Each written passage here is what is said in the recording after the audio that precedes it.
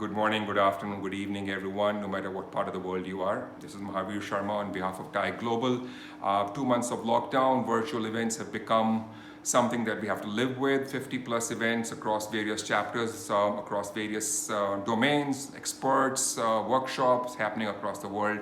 I feel that while all of this knowledge sharing, knowledge learning is happening across the world, we at Global feel that mental health is an important element that we all have to control, strengthen and empower within ourselves. We've been doing these workshops with ICC. In that continuation of mental health, we're going to be talking about lifestyle medicine today. Second of our series with ICC. It's going to be something, experts are going to be talking about what medicines and lifestyle we do need to adopt, lifestyle changes that we need to adopt as entrepreneurs and grow and strengthen ourselves in these times of crisis. I think it's very, very critical that we all continue to empower ourselves. We thank ICC and their team, entire team, on behalf of TAO Global to have brought this for us. Thank you. Good evening and welcome. And good morning to those of us who are joining us from other parts of the world. I know we have quite a few people joining us from India, and also one of our panelists is actually joining us from Muscat, Oman. So good evening, good afternoon, good morning, whatever it happens to be, the time in your time zone. And it is an absolute pleasure to welcome you all to this webinar, which we believe is very, very relevant to the current pandemic that we're in the midst of. If you're an entrepreneur, this is the most exciting time in your life. Yes, we're in the midst of a worldwide crisis, but the crisis also brings with it a tremendous opportunity. And at Crack the Wellness Code, we're extremely proud today because we have an absolutely stellar panel of folks that you get to hear from. We have Dr. Kate Collings, who's the president-elect of the American College of Lifestyle Medicine, who's a career cardiologist, a seasoned physician in Northern California with the El Camino Hospital System. And she's coming in as a president of the American College of Lifestyle Medicine next year. And joining us live also is the president of the Indian Society of Lifestyle Medicine, Dr. Samuel Hansdak, who goes back a long time. He and I go back a long ways because we went to the same medical school in New Delhi a number of years ago, and he was, I think, about 2 years senior to me. And we have a wonderful presentation by Master Henderson, where we'll have some movement and some wellness activity towards the latter half of the presentation. So again, welcome from wherever you are joining us. We're seeing that we have 40 participants on with us already, and we expect a lot more. And you will leave from this event energized, empowered, informed, and hopefully inspired to do something new and exciting moving forward with this pandemic.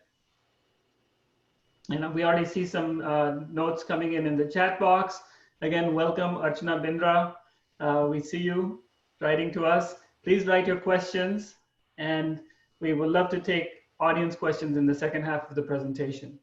So I'll go ahead and get us started. My name is Pankaj Vij. I'm an internal medicine doctor, and I'm also involved with the American College of Lifestyle Medicine and the Lifestyle Global Alliance, where we're bringing together interested physicians and practitioners of medicine from all over the world to create a united vision in how we tackle non-communicable diseases, which has become very critical in this time with this pandemic of COVID-19 going on.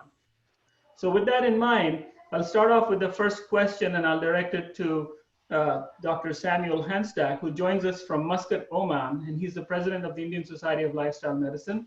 So if you can go ahead and unmute yourself, Sam. I'd like you to give us a little bit of a background as to what this virus, what this infection is about. I know you and I talked about it, and you'd mentioned something really interesting. You mentioned the term immune resilience. And if you can just summarize in a very quick nutshell, what's going on all over the world, and what is the basic biology behind why some people get really sick and others don't? Good morning, good afternoon, good evening to all of you who have joined in. I know information is just overflowing, and everybody of you would have researched about the virus and what it does. I will try to quickly summarize the salient features that will be important for us, and also trying to reflect what this COVID-19 is doing to us. Uh, let's look at the virus just quickly. It's the smallest organism. It's so simple that even people have questioned whether it's a living or non-living. It has three components: the DNA RNA code covered by envelope with these spike proteins, which is so popular these days. It has specific preference for a respiratory system, nose to lung. It enters into a cell and interestingly uses our body resources to multiply and then spread to others. It goes from a person to person, from home to home, district, states, countries, and lo behold, now it's become a pandemic. Remember one fact, that this is a zoonotic disease, and as we look back into the history, most of our epidemics and pandemics have been zoonotic, jumping from one species to others, something to think about. And quickly about the difference is our body has mechanisms to control various diseases, be it infections or be it things like cancer. But few things I would want to bring up over here is our body's immune cells tries to protect us on one side, but on the other end, an excess response to anything that provokes it can potentially also harm us. And something to remember is what really kills us in COVID is the body's excess immune response that really kills us. So what is the most appropriate response, which, as Pankaj mentioned, is immunoresilience? It's not that we have low immunity, but it may not be the appropriate response to what is inflicting us, is where we are not able to protect us, or either we succumb to the disease, or we succumb to the disease otherwise because of excess response. And those are some things that I hope today we'll be dealing with different topics, themes, and our different panelists. So I will just sum up in that form now.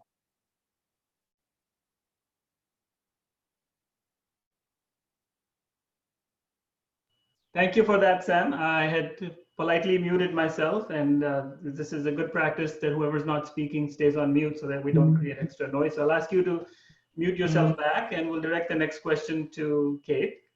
And we're going to jump right into this because we're talking to entrepreneurs, and this is not about the biology of the disease. As Sam gave us a really nice summary, we all sort of understand what's going on and have been reading the news and looking at the fancy pictures of the virus with pointy things coming out of it. But what's really exciting and should be exciting to entrepreneurs is that this has disrupted the healthcare system, at least here in the United States. And I'm hearing from my friends in India that there's a lot more telemedicine going on there as well. So I think it's all over the world.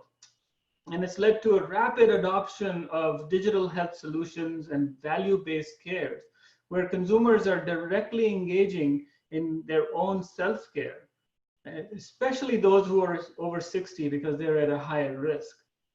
And in my experience, we're realizing that people are now finding that they can do a lot more than just paying their bills remotely online.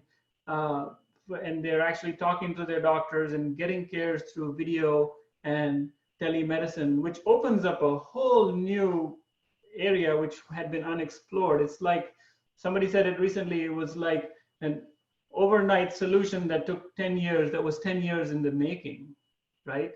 So what can we do to accelerate this forward? And how do entrepreneurs get excited? And what are some of the solutions that you're thinking might be possible in the next few months, years, Kate? Because I know you've been really involved already with some digital health solutions as it relates to lifestyle medicine. Sure, thank you, and hello, everyone. So I couldn't agree with you more that COVID, I see COVID as a pandemic, an infectious pandemic within a chronic disease pandemic, and also an enormous opportunity. That's maybe not how we really want to think about it entirely, but I actually do think it's going to accelerate changes that have needed to happen for a long time. At least in the US, telemedicine has just been brewing and not really taking off. A lot of regulations around it. With all those regulations, coming down, we now, doctors have been hungry for it. Patients, I think, have been hungry for it. And it's really starting to happen. I think that will actually completely change the bricks and mortar institutions we've built. So I think the health institutions, the bricks and mortars are going to have to go through enormous change. Maybe we won't have as many showcase hospitals and clinics, and we'll really get down to the business of taking care of people without all the fanfare and the showcasing. But I also think, just as you've said, this idea of really letting digital health accelerate is really exciting. And so the entrepreneurs here, this is your time. And I think one of the barriers to that is I've seen it as I've used digital health in my lifestyle program, is there still is not a full engagement in terms of people really seeing the utility and really feeling it in their everyday life. So I think this is an opportunity to get past that obstacle, to get people the ease of use and the comfort level to come along. And so we really look at our behavioral psychologists and those that are doing work in the digital health field to really extend that even more. I also think that we have an enormous opportunity here in the food industry. I think our restaurants, our tourist industries, and everything have been financially impacted by this. And they've been financially impacted because we had this foundation of lifestyle-borne diseases, so we couldn't weather this infectious pandemic. And when we couldn't weather it, it took down a lot of the other, brought into effect a lot of the other financial impacts. So I do think we have an opportunity there to begin to talk about how do we actually foundationally make our people have fewer of these chronic diseases. We know how to do that. How can we turn on the lights and really get that done so that we can weather the next pandemic, the next novel coronavirus or novel virus that comes around the corner?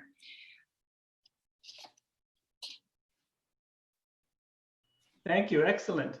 Yeah. So what you're saying is that there's a huge opportunity for digital health to move forward, and there should be an eye opener for us to really think about, what is it that makes this virus so dangerous? And for this, I'd like to go back to Dr. Sam to continue the conversation that he started talking about immune resilience and why some people may be at really high risk to go in the ICU, to die. We heard stories of people being turned away from the hospital because there weren't enough ventilators, for example, in northern Italy, and that's why we were so scared about flattening the curve.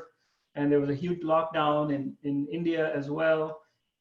So what are the host characteristics that determine who's going to get really sick and who isn't, Dr. Sam?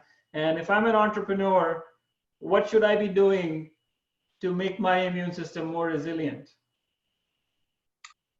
Thank you, Pankaj. If we just look at a quick statistics, in India, we have touched 90,000 cases. We have surpassed China. On the Asian side, our death rate is about 2,871, which is still lower than China. And the doubling rate has come down from 10.9 days to 13.9 days. When you look at the clinical profile, what we realize is different studies shows that up to 40% of the patients who are tested positive do not have symptoms. So most of the time we are screening for symptomatic patients. We check the temperature and any respiratory symptoms, we test them for COVID. But 40%, up to 40% can be asymptomatic. And among the symptomatic, we find that almost 81% have mild symptoms. About 14% can have severe and about 5% can be critical. So that means about 5% would be very sick, and the case fatality rate is about 2.3%. varies from country to country, but that's an approximate. So what you realize is almost 80 to 90%, even those who are symptomatic, would return back home. And it's among the very sick or the critical are the ones where deaths would happen. So that means our body still has an ability, even though we are infected. Some of us may be asymptomatic, and those who are symptomatic, majority would return back home, and they would be, in one sense, immunized or protected. Replying to your questions as to who are the high risk, among the things that has been put together, as you mentioned, age. Uh, Again, different studies about 49 to 56 years of age seems to be at the highest risk. Obesity has been found to be one of the very strongest predictor of morbidity and mortality, a BMI more than 30.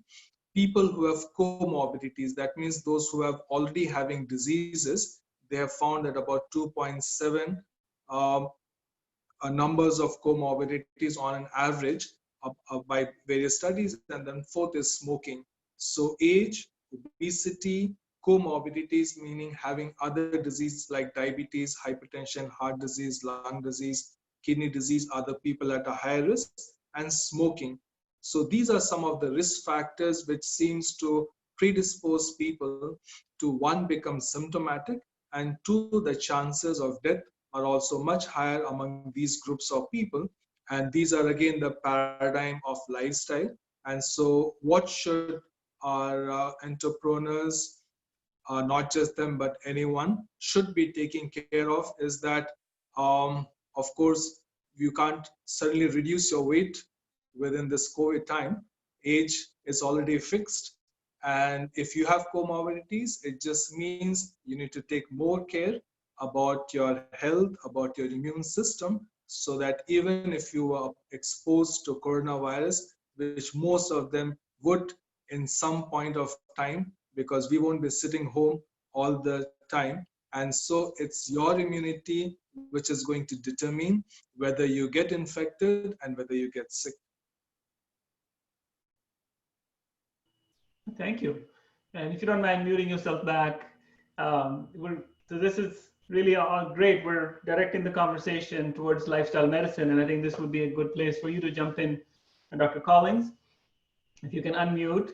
And the question would be, if I'm an entrepreneur or I'm a physician entrepreneur, which I would consider myself to be, what can I do right now, again, to save myself, A, which is what Dr. Sam was just talking about, but B, as a lifestyle medicine physician, entrepreneur, how can I take advantage of this very teachable moment where people are acutely aware that their lifestyle habits, as Dr. Sam mentioned, obesity, type 2 diabetes, heart disease, lung disease, smoking, these are modifiable, right? Yeah, he said you can't change your age and you can't lose 100 pounds overnight, but there are things that you can change rather quickly.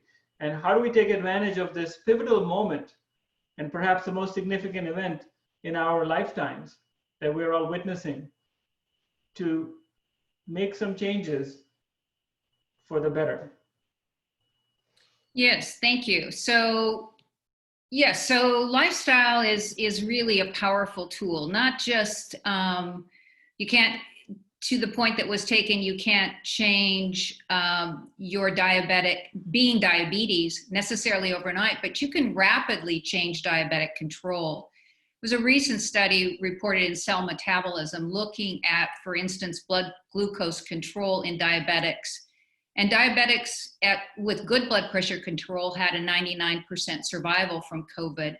And those with poor control, they just steadily went down, the poorer the control, into the 11% at the very, poor control of diabetes, 11% death rate. So you can rapidly change control of diabetes overnight, as an example.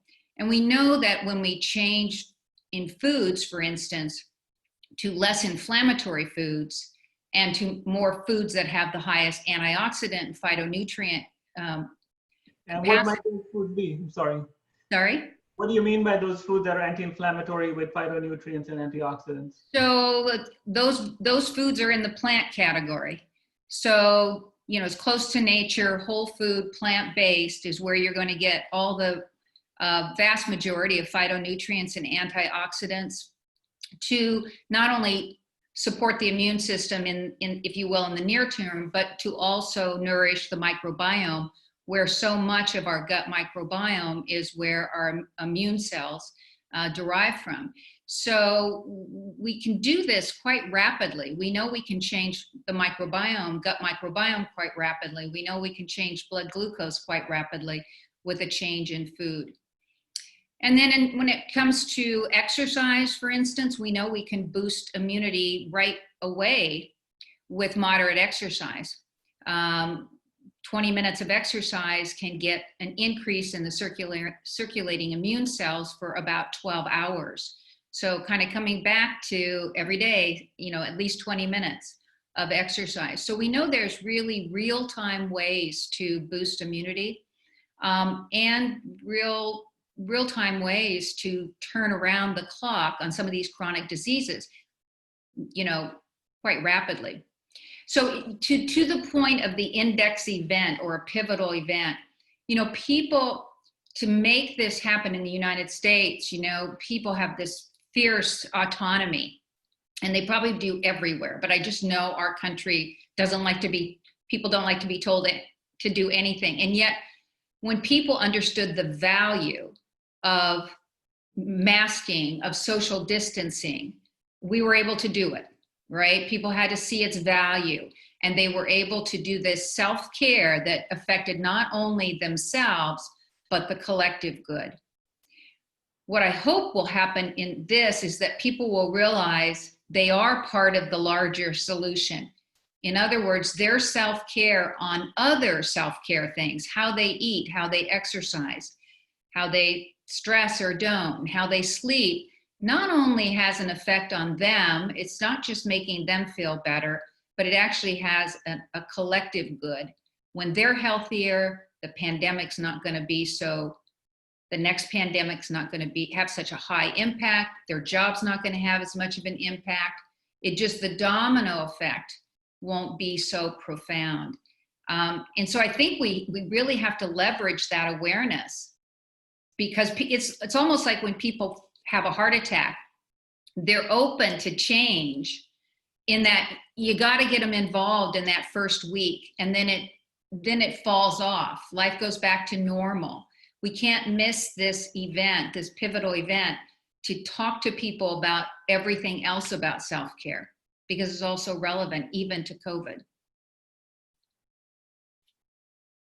Yeah, we're getting a comment from somebody in the audience. Doug Amos says, it's clear that these viruses essentially come from domestication of animals for food, yet the media, at least in the US, is not bringing this up. In order to get in front of these challenges, how do we wake the people up to this problem so that we can reduce the risk in the future? Because it's true, this isn't the first pandemic, and it's probably not the last.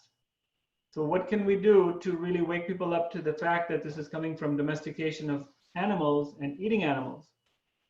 Whichever one wants you to take that question. You can unmute yourself.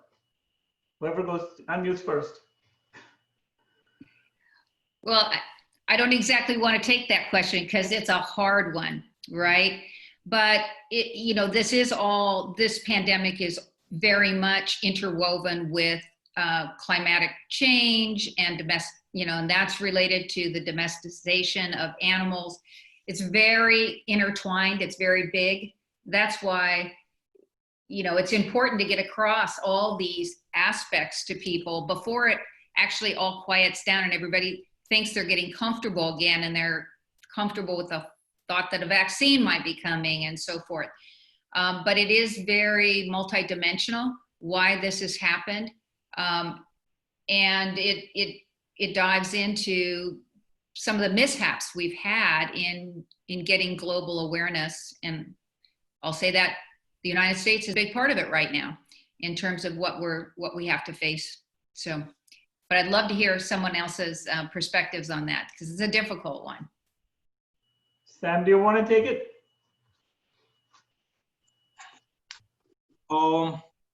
both from the medical and from a little philosophical point of view, is the whole understanding of lifestyle medicine is all about understanding the normal. Now we keep hearing the word new normal, and I guess lifestyle medicine is also to define a new normal, because somehow our normals have changed over years, which we think it's so normal. Lifestyle is questioning the very normal to say, is that really normal? So I guess even when we eat plant-based food, the moment we disturb the way it is normally packaged, we refine it, we process it, the health benefit of even the foods, the so-called foods from a good source, also gets affected, and we do not really get. So similarly, even, I mean, of course, the whole challenge about um, eating animal-based food, which is also, I mean, there's enough of studies to show the health benefits between an animal and plant-based food.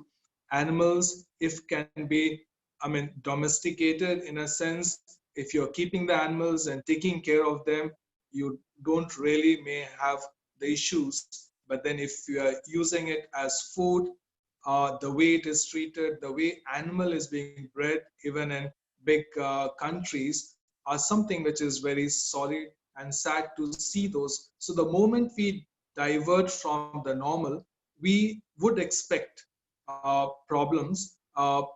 Things like vaccinations are something that we talk about. We do talk about interventions, the medical interventions and the drugs. All of them have its role to play. But you see, if you're really able to take care of our health the way that it should be, understanding what the near normal is, what is normal food, what is normal exercise, what is normal sleep, how do we look at nature, how are we able to inspire from nature and follow, I think that's where we start understanding this new normal. And almost every principle can be learned from nature to see and learn from it. So I would kind of philosophically put it in that sense. We can always dive into any specifics that people would like to answer. But COVID is teaching us few things. I would just put it in a quick nutshell, is that it is time for us to reflect. It is time for us to resolve, and it is time for us to react. So I think if we can use this time to think about in these three areas, I think when we get out of this lockdown, we should be a better and a more wiser people to make some important lifestyle decisions for ourselves and our health. Thank you. That was very eloquently put. And I love some of the pictures that are coming from different parts of the world of the water being so clear in the Ganges. And you can go outside and look at the night sky. And at least from where I am, we can see Venus very clearly and all the different constellations in the sky. I've heard that the water in the waterways in Venice is really clear. People have seen dolphins. It's just amazing to just in a short amount of time to have reversed so much damage that we had done just from human activities of essentially thinking that we can plunder and do whatever we want with other animals and also with the environment. And it's, in a sense, it's a blessing to see that impact of us not doing those things. Follow-up question to Dr. Collins. You mentioned 20 minutes of exercise can boost my immune system. As an entrepreneur, I'm less likely to get really sick if I'm exercising 20 minutes. But how do I do that when I'm afraid to go outside? Well, I think that you've got, there's many different ways that people can exercise inside. I mean, an easy one is if you have some exercise equipment at home. But if you don't have exercise equipment at home, you can do body weight exercise. You can do stairs if you have stairs in your building. You can just be up and moving throughout an apartment. Now, in California, we do go outside and we do go out with masks on. And so, you know, we go out and it's easy to get exercise. But we do wear a mask when we're in close contact with other people. But certainly you can do body weight exercise, calisthenics inside, might be able to do jump roping inside. But you know, if you're an apartment complex, you can do the stairs, and that all will count towards that. Excellent. Thank you for that. We're getting a comment from Mr. Naren Bakshi from Jaipur, India. And he's asking if either of you can be more direct in saying that we need to reduce the use of animal-based food, such as meat, chicken, eggs, for health and for the environment. Can we be direct in saying that? I can be direct in saying that. Yes. If you just want the question was, do we want to say that actually black and white? Yes, absolutely. Reducing animal products is going to be beneficial for the planet. It's going to be beneficial for human health all the way around. And that includes dairy. Excellent. A couple of questions are coming in the webinar chat box. One is, as entrepreneurs, will medtech and agtech be the way forward to build practices on? And do cultivating plant-based foods make business sense in the emerging world? And maybe Sam wants to take that one. Thank you, Pankaj. As Dr. Colin was talking about entrepreneur, and even when we look at IT, I mean, lately we have been also interacting with our friends in VIT Institute of Technology and exploring the things that we need to do. It was very interesting to see how they came up with so many ideas about PPE, about shields, and things that they said we could design it, we could make it, and we can do it right away. And many things we have always imported and got it from the usual known companies. But people were responding. Same here in Oman.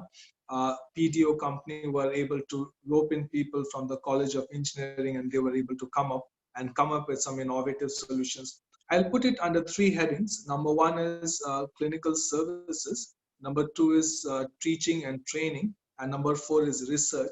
In clinical services, again, I said what COVID is going to do is it is going to redefine the way we have done things in past.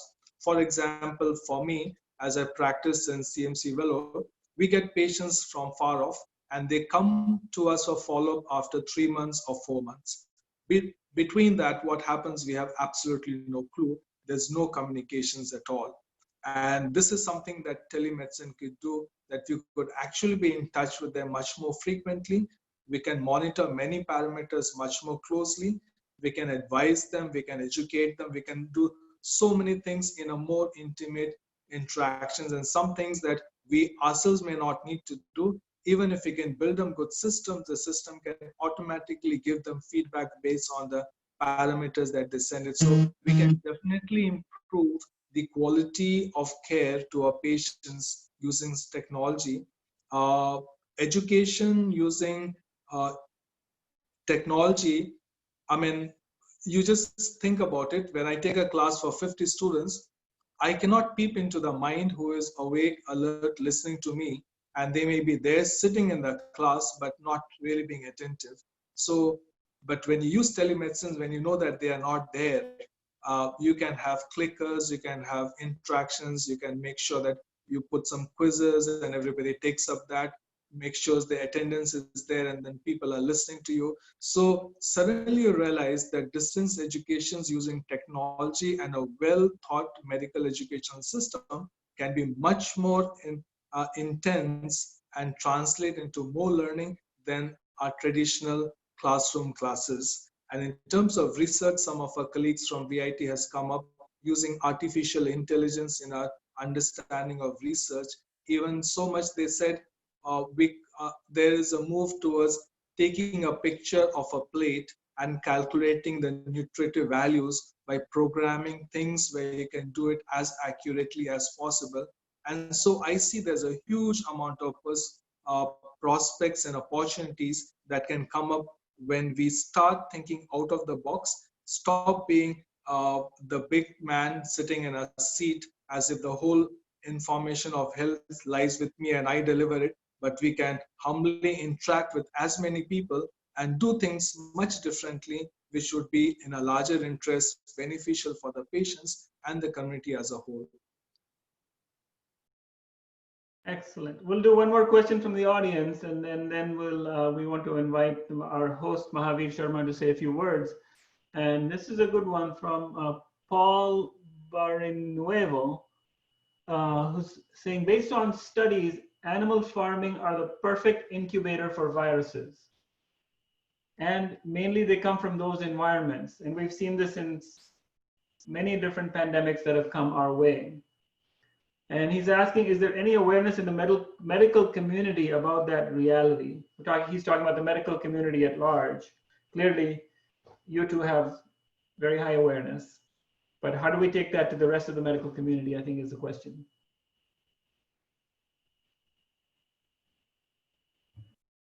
Well, as it always is, Panjab, it's people don't know what they don't know, and so it's really a matter of education, of connecting, the environment with medical care and understanding how our food is sourced and what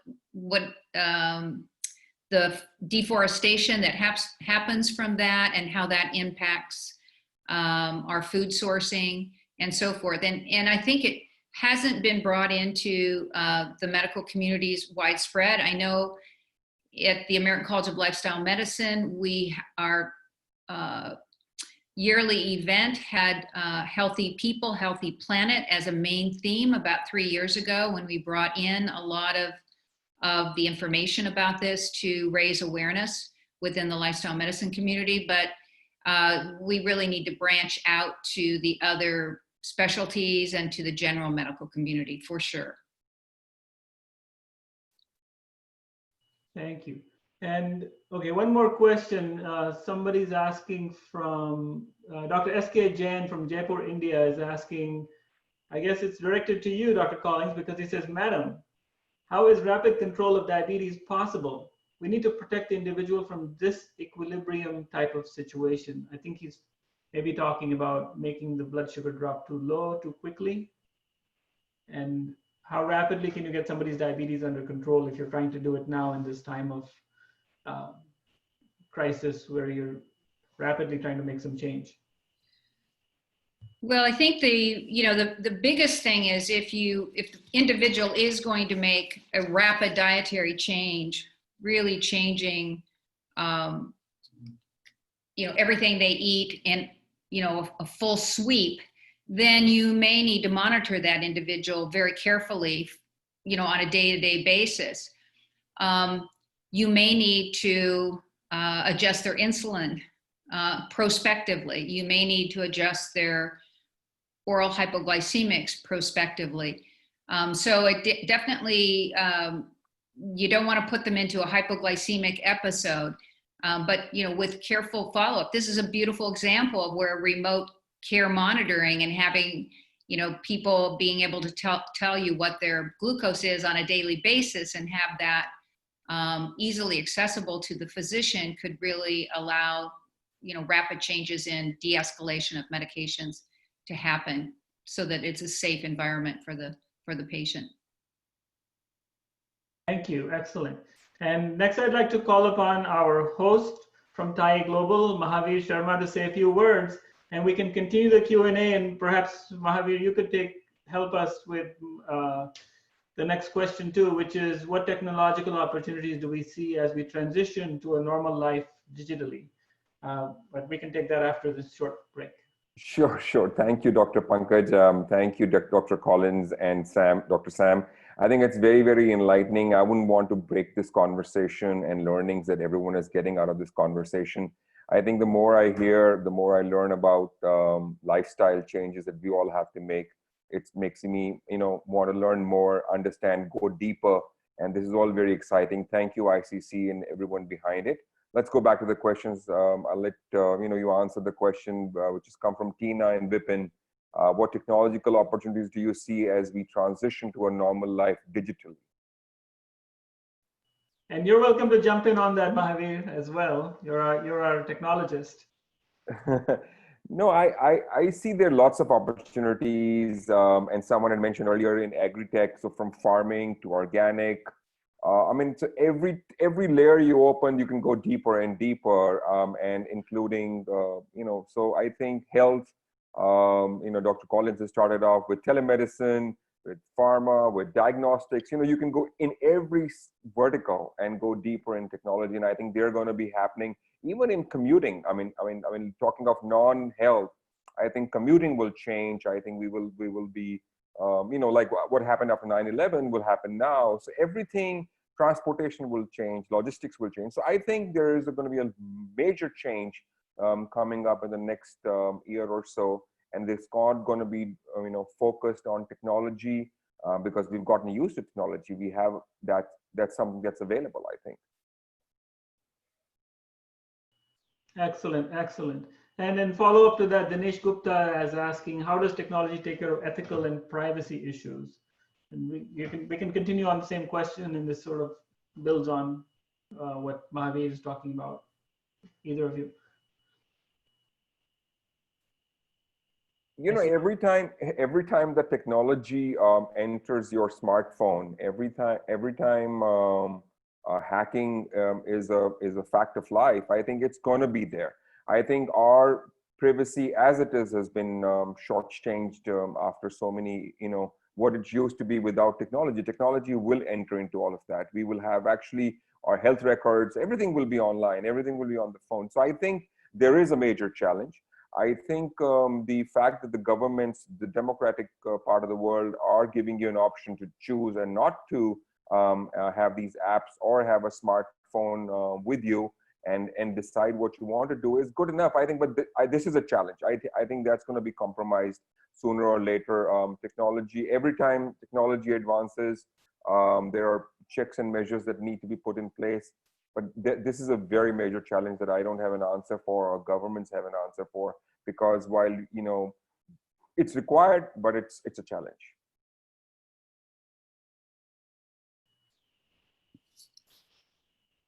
I completely agree that it's an enormous challenge. There's so much benefit by having our smartphones with us, in terms of contact tracing, all sorts of things that benefit the collective good.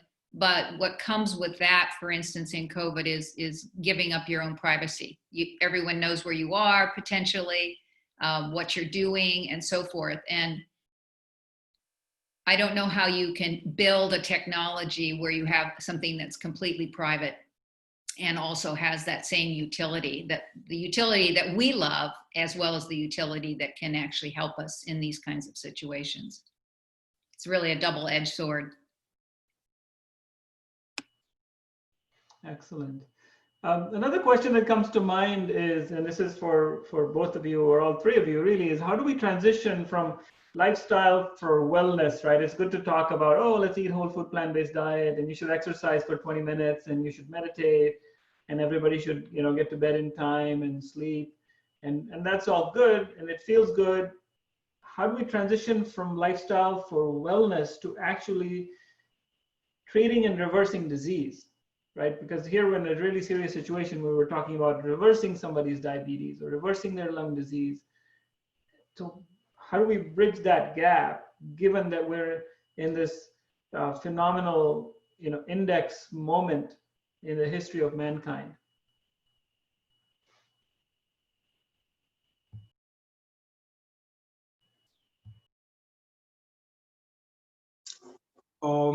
Thanks for the question, Pankaj. It was interesting as a part of my senior training fellowship of 12 weeks when I spent about a week in various lifestyle centers in North America, an 18-day program where patients with various ailments come and get admitted. And my experience, this was the first time I was ever visiting a lifestyle center. And within a week, when patients were able to leave all their medicines, be it diabetic or hypertensive, it was something which was amazing for me to see as a physician in practice for more than 10 years, to see actually people can stop medicine. And on 18th day, which was the last day, they have something, they call it as a graduation dinner, a candlelight dinner with one of the best foods served over there, where every participant would come up and give a testimony. Interestingly, No one was talking about the amount of weight they lost, that they stopped the medicines for blood pressures and sugars and all of them were normal. They were talking about how good they felt about being there, making friendship with people around, thanking the clinicians not because of the clinical skills, but because of the compassion and care. And so personalized was their approach to them, is what they were talking about, noting addresses that we will stay in contact as they go home. So what it means to me is reversing disease is a byproduct when we see the greater meaning and purpose in life. And when that sinks to us, everything else becomes a normal consequence of that. So I think helping people to see the meaning and purpose in life and putting the other things to say, when you do, these are the things that you need to do. And when you do it, the byproduct, the side effects are you will lose all your medications, you don't need to go to doctors, you don't have to pay bills. But really speaking, your main end is that you live life in a more holistic and a purpose driven life. And I would see lifestyle from that perspective. Very beautifully put. Thank you for that, Dr. Sam. And that brings up another point, which is that along with this pandemic, there's this epidemic of mental health problems and depression and anxiety and suicides are up. People are stressed, they're not sleeping. I know in the first few weeks when it first started, I was having a hard time sleeping because you would get up at night and worry about it. And on top of that, we're asking them to distance themselves for others. And so how does loneliness play into all of this? And is there some connection between loneliness and or lack of connectedness to your immune system? If I have to quickly come in, is people have been questioning the term social distancing. It's not social distancing, it is physical distancing. But socially, actually, we have been more connected with many people whom we have not. I have connected with my batch, I have connected with my relatives on my mother's side, on my father's side. We do regular meetings and catching up with what they have been doing, something we never did it when life was busy. Suddenly we are so timeless and jobless that we don't know how to use time. But really speaking, on one side, we may be hearing of something adverse, but I would feel there's much more better things that is happening during COVID, and people should be sleeping better. Those who did not when work was very high would be eating and would also be conscious that we need to do a little walking, and now they have a time to do that, whether inside the house or going out of the home. So I would feel is that it's all depends on how we are seeing it and how we can help others see it. Thank you. So again, beautiful answer. And we have time for a couple more. Here's a nice one coming from Dr. Ramachandra from Fremont, and a really smart question, which is about the challenges that we are seeing. And he says that the response to the current pandemic is being politicized both in the US and in India. And evidence-based wellness initiatives are coming up against historic practices, cultural issues, and industry. How do we overcome this? In 30 seconds. 30 seconds, I would say find the right partners. There are other like-minded people. There's other organizations that have perspectives and are willing to go up against cultural issues, against industry issues. It's all in finding the collective, mass for that, and all work towards the same thing and form those partnerships. They're there in the United States. Everything you've said is absolutely correct. It's a very political situation, but there are pockets of hope, and pockets where people are, have been thinking even before COVID of what we needed to do in terms of our health. And so we just have to seize those and keep moving forward with those and look for more partnerships. And Dr. Sam, what's your 30-second answer to that? Somebody said he went to change the world, it did not. So he tried to change his country, it did not. He tried to change his state, it did not. He came to his family, they did not. So then he was very depressed, so he said what to do. So then something came in his mind to change himself. When he changed himself, his family changed. When the family changed, the community changed. When the community changed, the state, the country, and the world. So I think sometimes it is something for people to see in you, and you may be the message, rather than when we try to kind of use science to hit people hard on the head and tell them that they are wrong and we are right. Sometimes even that attitude can do more harm than good, as much as we have all the science. It's important that one, we make changes, but not just the physical, but we also need to understand people and care for them. And when anything you speak the truth in love, it does translate into the lives of people around you. Beautifully said. Or as Gandhiji says, be the change that you want to see in the world, right? You be the change first. And we have another very poignant question, and we can probably close with this one. And again, you both have 30 seconds to solve all the problems in the world. And this is a complicated question too. It's, will values in life and valuations in business change in the coming world?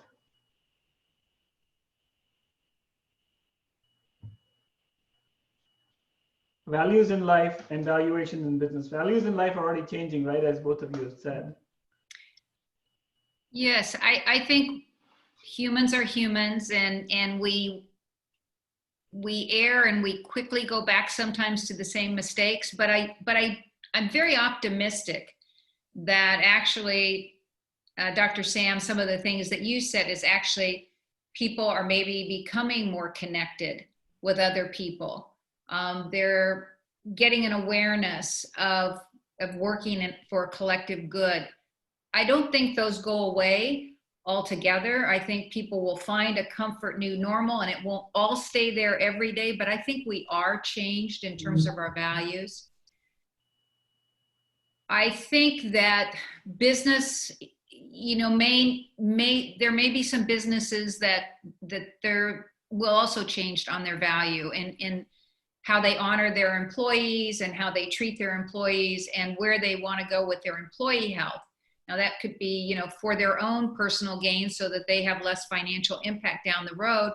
But some of that allegiance between companies and their workers in the United States, I can say, you know, it's been quite different in the last 40 years. And maybe there will be a reinitiation of that, of companies really feeling like they need to take care of their employees and value their employees. So I'm optimistic. I'm always optimistic. I think good things will come of this. Thanks, Kate, for that. And what I would add is I would like to use the words of Stephen Covey, what he writes in 7 Habits of Highly Effective People, is talking about character ethics and personality ethics. Sometimes we are moving towards quick fix.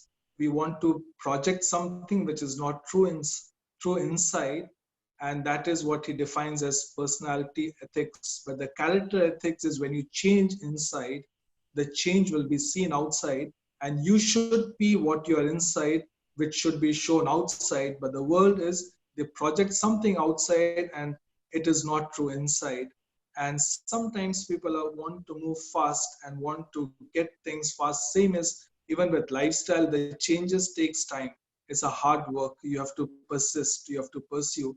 And as Kate said, you need someone also along with you to help you. So as much as you make changes within yourself, realize that we as human beings are weak.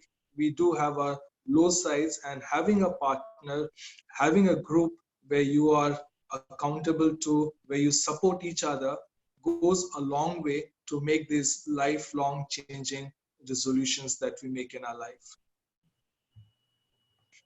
Thank you, Dr. Sam. Thank you both. Yeah, this is a conversation that can go on for a couple hours more, and we're getting questions that are just pouring in, so we might have to do a follow-up session, but we are getting close to the top of the hour. And at this time, I would like to welcome our next presenter, who may be the star of the whole show. We have Master Henderson, and Master Henderson is going to lead us in a lifestyle practice session, which is love dance. So there's some dance and music by Dr. Henderson on Master Henderson Ong of the Shah Foundation from San Francisco. And please join us and enjoy this. Wonderful. Can you hear me, Dr. Pankaj? Yes, I can. Wonderful. I'm so grateful to be invited to this panel. And I resonate with everything Dr. Kate and Dr. Samuel said. I transformed my lifestyle to be a vegetarian 10 years ago. And I also am learning, and I was also about to say actually, that we can all start from ourselves, which is the basic teaching. So I learned and I studied with Dr. and Master Zhigang Shah at the TAO Academy. And our goal is to bring in the ancient teaching.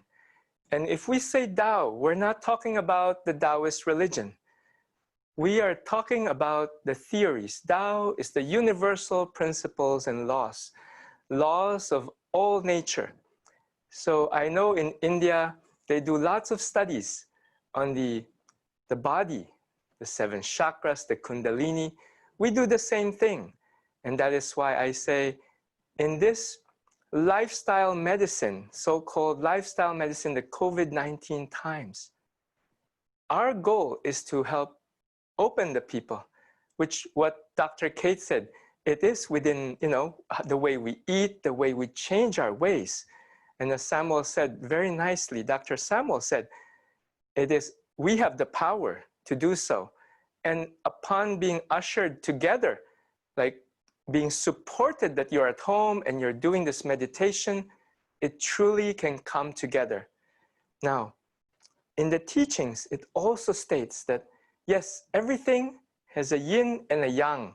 If you've heard of yin and yang, in every yang, there's a yang, yang, yang, yin. In every yin, there's a yin, yang, yang, yang, yang, yin. So in every black, there's a white. In every white, there's a black. So they say, if you have great success, don't be too proud. Disaster is right beside it. Now, if you have great disaster, don't be too sad, because immediately you will find the answer to find the great success.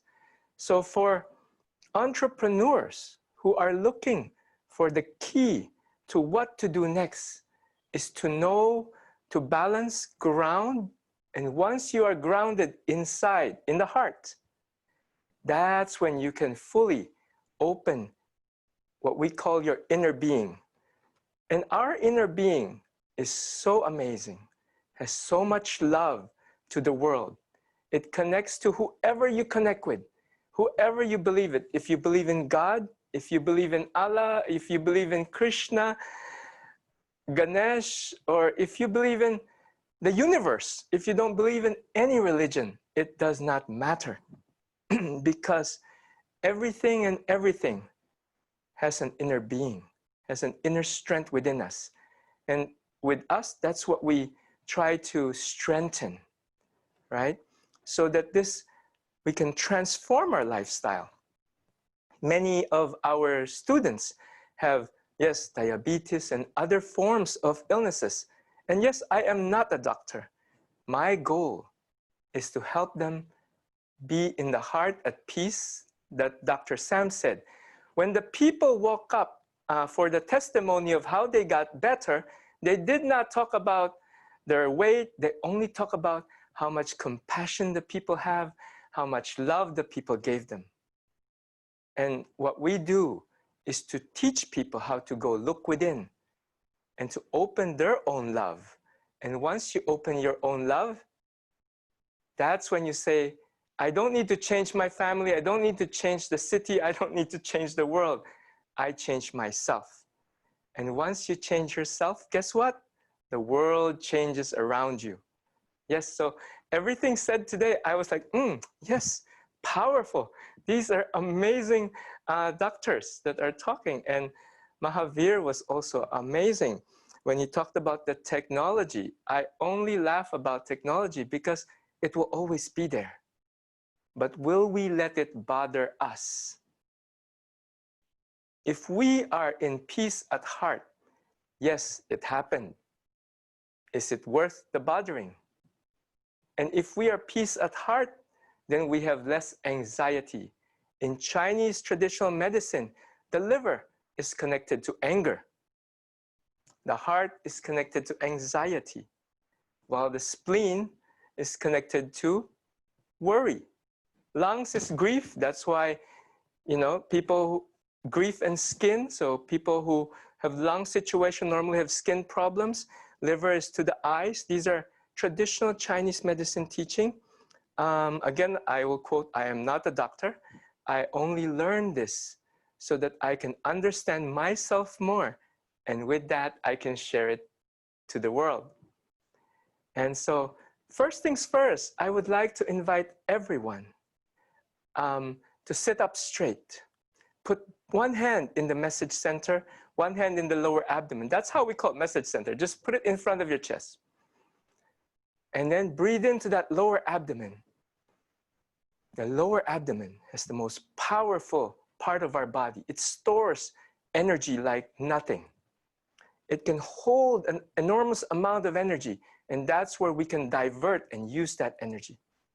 So one hand in the lower abdomen, one hand in the message center, and I want you to breathe in to the lower abdomen. It's okay if you look fat. You're at home. You can relax. You don't have to look good. You're at home. You're in your own home. Breathe in, and as you exhale, I want you to say, follow me now. Breathing in. Exhale. Let it out. Breathe in. Exhale. When you said that word, did you feel that energy go down instantly? The sound is the message, the sound to the heart. So now I want you to close your eyes. You say, I'm on a video conference, but I want you to close your eyes and just feel my voice. And as I sing a love song to you. Aya, aya, aya, yo. Aya, aya, yo. Aya, aya, aya, yo.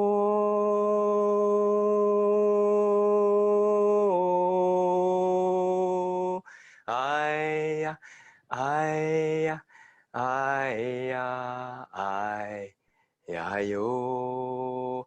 Aya, aya, aya, yo. Aya, aya, yo. Aya, aya, aya, yo. Aya, aya, aya, aya, yo. Breathing into that lower abdomen and gently exhale. This time you can open your eyes as you exhale. Is everything slightly brighter, slightly clearer? This is a beginning of raising the frequency in the body. Now, allow me to offer you a Tao dance. We call it Tao. It is the universal principles and laws. It is not the base religion. Now, what is a Tao dance? A Tao dance is bringing out your inner self. Learning Tao dance is simple. It's focusing in within and bringing out the dance. So there is no dance patterns. You don't have to go to dance schools.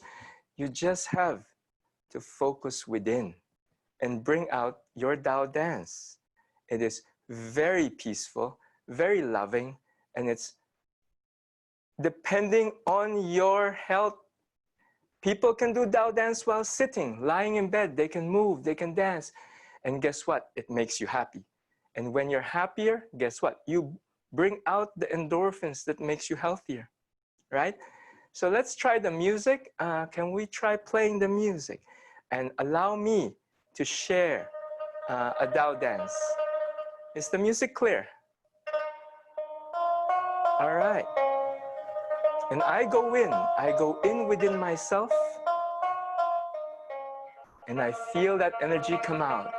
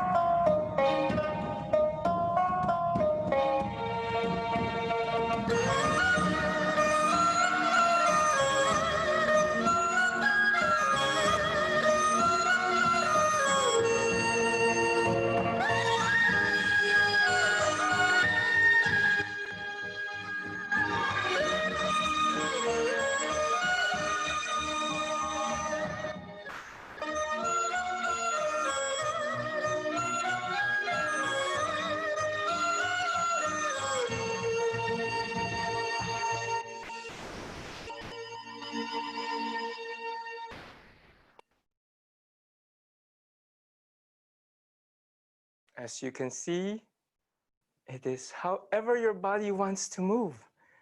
There is no inhibition of what is right and what is wrong. And it brings out your inner being. And that inner being that's within us, that little person that is within us, is our joy. And by connecting to that inner joy, we bring out our true self, and that raises the frequency and vibration of the body. And upon the frequency and vibration of the body is happy, guess what? Our organs are happy. When you go to bed, you are rejuvenating. If you are stressed constantly, oh, what happened here? What happened there? And you bring that to bed, you are not able to have a full rest, and rejuvenation might not be able to happen. And our goal in the Shah's Foundation, that we teach people how to look within, let go of stress, and look through our own self to love, forgiveness, compassion, and light. And we have all over the world, we have from Europe, we have Netherlands, Belgium, Germany, Australia, India, you know, we have Mumbai, and onto the other side we have, and in Asia we have Taiwan. We are globally situated, and in this pandemic time, we are serving a lot. Actually, we became more busier, doing more classes, serving people. And this is one way of a lifestyle that we are here to share today. And there are many other teachings that we teach to help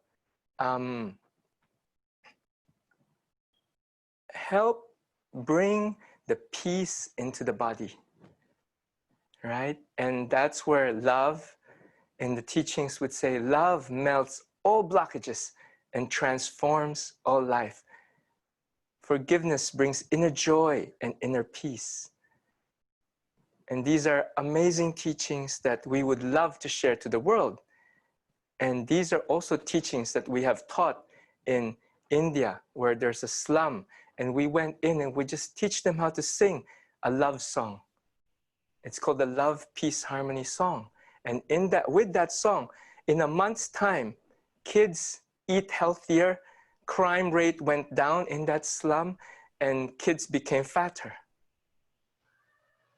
Thank you And so these are studies that we have already made. And with the Tai Chi, Tao Calligraphy Tai Chi, we have a program called Tao Calligraphy Tai Chi. We have one hospital in Texas where they were able to allow us to go in and share this finding. And the outpatients were much faster and more success, the success rate was much higher. So that's from the Shah's Research Foundation. We have built several different groups to help serve community. So our goal is to help you have a better mental, physical, emotional balance Thank you in so much. life. Thank you, Master Henderson. Thank you very much for allowing us to share.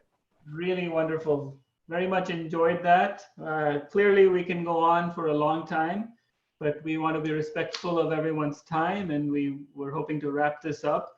So we would like to conclude with saying thanks to our organizers, to our host Mahavir Sharma, to our health heroes who are here, Mr. Naren Bakshi, who's joining us from Jaipur, Doug Amos, who I know is joining us here from Northern California.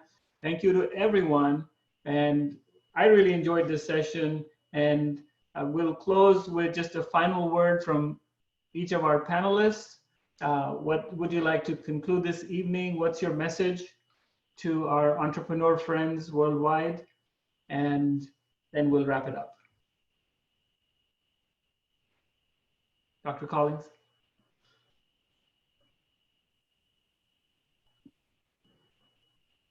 I think it is in an entrepreneurial way to look at the opportunities to better people individually and to prepare us for another earthquake healthcare event globally, another pandemic-like event, and to help us solve in getting a better foundation in moving forward with that. Thank you very much. Thank you. Dr. Sands? The message is first to our medical fraternity, because I think we ourselves live in a lot of ignorance, and something which has been ignored for a long time within the core of our medical education. It's gratifying to see it's coming slowly.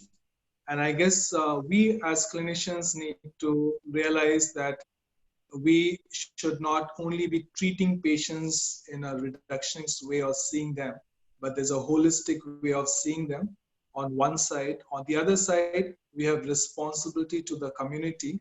And I think some of those things came up. Schools, colleges are areas where education should go right when they're young, so that those knowledge would stay there for a long time.